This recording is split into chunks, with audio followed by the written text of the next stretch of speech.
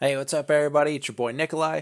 Today, I want to talk about Fortnite, which, in my opinion, is the world's most popular video game.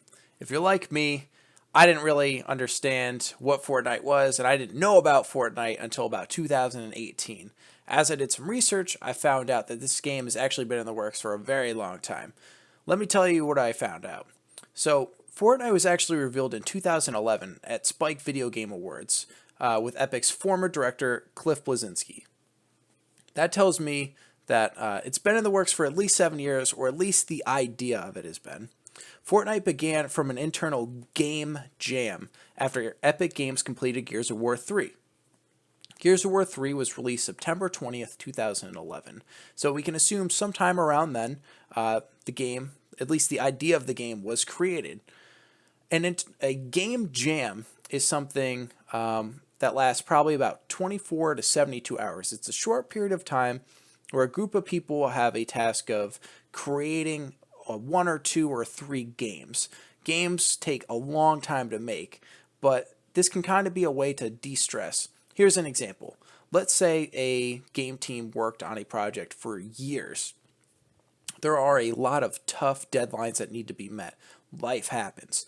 People go to weddings. Some people get sick. Not everybody's in the office, and it can become very stressful. This is also a great way to think about new ideas. Maybe something that they just would never think about before, or maybe they just don't have any new ideas, and they just want to see what the company can come up with.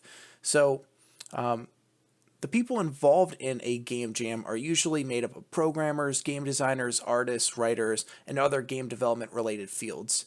Epic Games never ended up completing Fortnite, but as building or constructing games emerged, like Minecraft, and shooters became more popular, they decided to begin work on Fortnite again.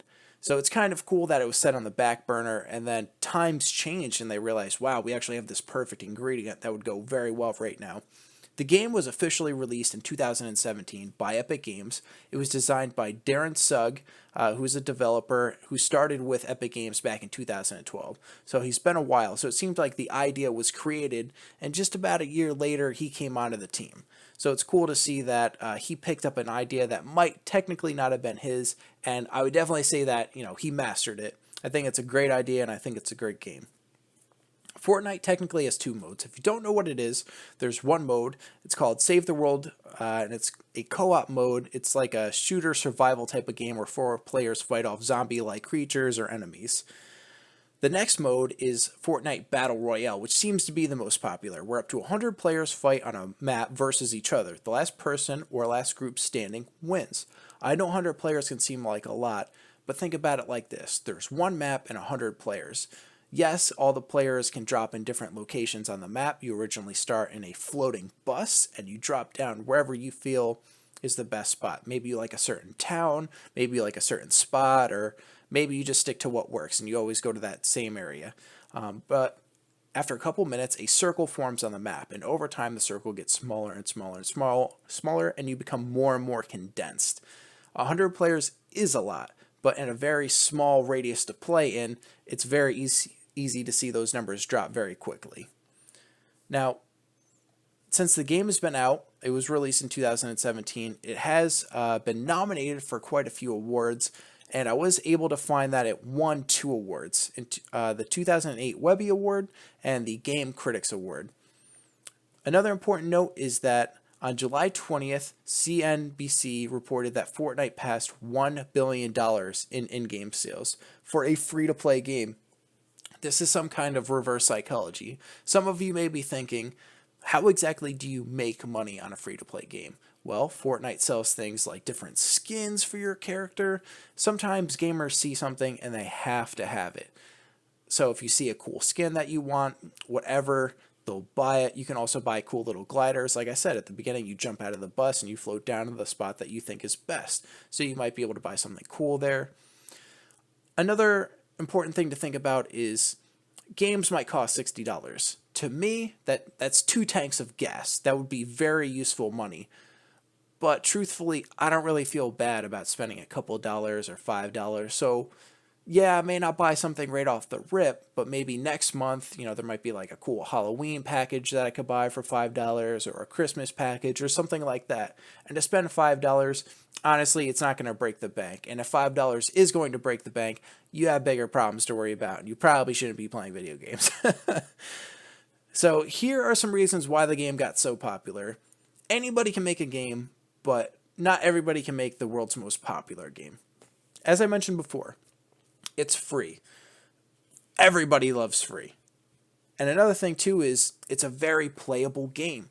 It's available on Microsoft Windows, Mac, Nintendo Switch, PlayStation 4, Xbox One, iOS, and Android. I'm about to break out the Game Boy Advance and see if I can get this thing working on there. Pretty much anybody who's a gamer has one of those things. And it's free, so all you need is time to play. The game also has interesting weapons like the Clinger. It's pretty much a sticky grenade. If you've ever played Halo 2, you throw a grenade, and if you hit somebody, it sticks to them and eventually explodes. The fun part about this is you can stick your friends. We all have that one friend who trolls you, and I think it'd be really funny to be like, you know what, man, I got this. Stick him, he's gone. Problem solved. Or let's say it's you and your buddy. You're upstairs, and there's a couple people downstairs who are coming to get you guys. You know you're outnumbered. You know something drastic needs to be done. Stick me, brother. I'm going in. You could technically save the day that way. I've also seen videos where teams, one person will fire a rocket and another person can jump on it and fly. That could be useful because as the circle shrinks smaller and smaller, you might be very far away, and you might be able to save your teammate by them jumping on the rocket, and you could save their life. On top of that, there also is shopping carts in the game. It's a construction game. It's a building game. So you can technically build ramps if you really wanted to, and you could bring the shopping cart to the very top, and 2 plus 2, take the cart, go down the ramp, and you can make some pretty epic shots. I've seen some videos where people go down the ramp, and in midair, they'll take out the sniper and make some pretty cool shots. It makes for some great videos. Lastly, the game has gotten so big that even celebrities are playing it. In April 2018, Drake played with one of the top streamers. His name is Tyler Belvin. You may know him as Ninja. At one point, Ninja's stream had over 230,000 viewers.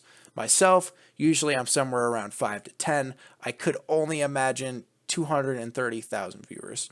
If you could just get 1% of those people to subscribe to the stream, that would be a huge amount of money. If you could get another 1%, just to donate $1, that's another huge amount of money. Overall, I think that was great for both the streamer and Drake because their communities meshed with each other. And if the communities didn't know about this person, now they've got a new fan, and likewise for Drake.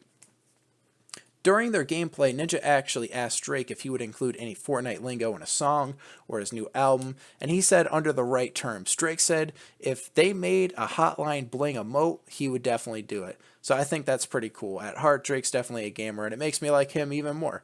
I like his music. And as a fun fact, during their last duo match together, Drake said, look, man, I got to go to work soon. If we win this, I will give you $5,000. Now that's multiple tanks of gas from me. So by the end of the game, they won, and Ninja had 16 kills on his own. And allegedly, donation details were exchanged. I wasn't able to find out if he did get the $5,000 or not, but if he did, that's pretty awesome for playing a video game. Another thing is that as more updates come out for the game, they're keeping their gamers on their toes. I mentioned earlier about the sticky grenade weapon, the Clinger. They're constantly coming out with new weapons, or in some cases, you log on and there's some kind of broadcast on the TV about aliens. They're always kind of keeping you guessing, which makes you want to log in the next day and see if there's maybe a new skin or something like that. Overall, I think this game is wildly successful. Life is unpredictable, but I do see this being the king of video games for a little bit longer, if not for the rest of the year. We'll have to keep our eye on it. Down below in the description, I am going to post some sources, so if you are interested in watching that CNBC report, I'll have that video there and a few other articles that I did look at. And below that, I'll have my Twitter, where you can find more information, and I'll have my Twitch stream in case you want to play Fortnite with me. I'd love to play with you guys, and I appreciate you tuning in. Have a great night.